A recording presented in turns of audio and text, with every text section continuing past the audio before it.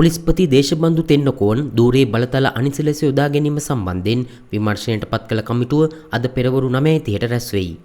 අද කමිටුව හමුවට කැඳවා ඇත්තේ වගඋත්තරකාර පොලිස්පති දේශබන්දු තෙන්නකෝන් මහතාගේ සාක්ෂි ලැයිස්තුවේ සාක්ෂිකරුවන්ය.